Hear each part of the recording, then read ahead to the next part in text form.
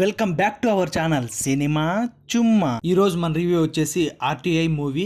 RTI అంటే right to information. ఈ movie streaming in ETV Win. ఈ మూవీ రన్ టైం వచ్చేసి 1 hours 20 minutes ఉంది. ఈ మూవీ నాకైతే నచ్చలేదు గైస్.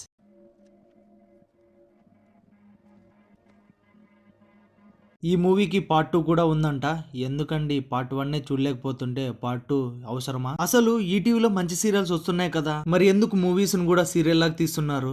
నా డౌట్ ఏంటంటే పేరెంట్స్ ఇద్దరు డాక్టర్స్, ఓకే, వాళ్ళకి తెలీదా ఒక మంచి లాయర్ ని పెట్టుకోవాలని? సరే, బాడీని వాళ్ళే ఎగ్జామిన్ చేయించొచ్చుగా, అప్పుడే తెలిసిపోతుండే ఏం జరిగిందో అని. సరే అండి, వాళ్ళకి తెలియదు అనుకుంటాం. హాస్పిటల్ అన్నాక అందరు డాక్టర్ తెలుస్తుంది కదండి, తీస్తారు ఇలాంటి మూవీస్. మరి నాకు ఇంకా ఇప్పటికీ అర్థం కాలేదు ఏంటంటే 2 years డెడ్ బాడీ అలానే ఉంటుందా? సరే, దానికి ఒక ఎక్స్ప్లెనేషన్ ఇచ్చారు. మరి అంత తెలిసిన వాళ్ళు అప్పుడే ఎగ్జామిన్ చేపించింటే సరిపోతుండే కదా. కోర్టులో అనవసరమైన కామెడీ అయితే పెట్టారు, ఊళ్ళో అనవసరమైన కామెడీ పెట్టారు. అవసరం లేని కామెడీ ఎందుకండి? స్టోరీ ఏంటంటే సింపుల్ లైన్. ఒక పాప చనిపోతుంది, తను సూసైడ్ చేసుకొని చనిపోతుంది. ఎందుకు సూసైడ్ చేసుకుంది?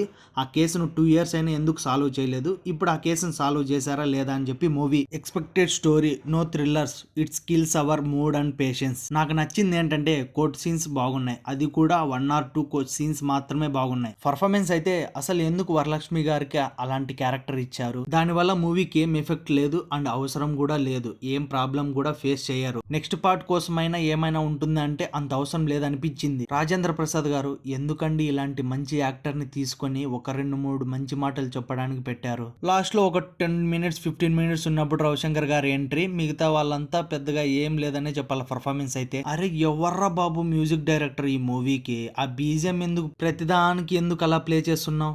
ఎమోషనల్ బీజిఎం ఉంటుంది, అది ఎంటర్టైన్మెంట్ లాగుంది. కొన్ని కన్వర్జేషన్స్ టైంలో కూడా బీజిఎం వస్తుంటుంది. చాలా ప్లేసుల్లో ఇలానే ఉంటుంది. మ్యూజిక్ అన్నా బాగుందా అంటే అది లేదు. ఇద్దరు మాట్లాడుతున్నప్పుడు నీ మ్యూజిక్ వినాలా లేకుంటే వాళ్ళు చెప్పేది వినాలా? Not good music and BGM. ఈ మూవీ అయితే ఫ్యామిలీతో చూడొచ్చు. No adult content, no bad language. మీరు ఈ మూవీ చూసింటే మీకు ఎలా అనిపించిందో కామెంట్ చేయండి. Don't forget to like, share. అలాగే మరిన్ని రివ్యూస్ కోసం మన ఛానల్ ని సబ్స్క్రైబ్ చేసుకోండి గైస్.